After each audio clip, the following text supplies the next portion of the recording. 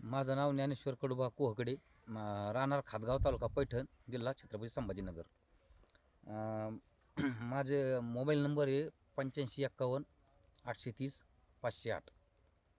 तर मी मागच्या हप्त्यात 8 दिवसापूर्वी इको हार्वेस्टिंग या कंपनीचं इकोजेल व Q&Q5 हे प्रॉडक्ट वापरलं होतं आणि त्यावेळेस मी ह्या फळाला चिकटपट्टी मारून ठेवली होती.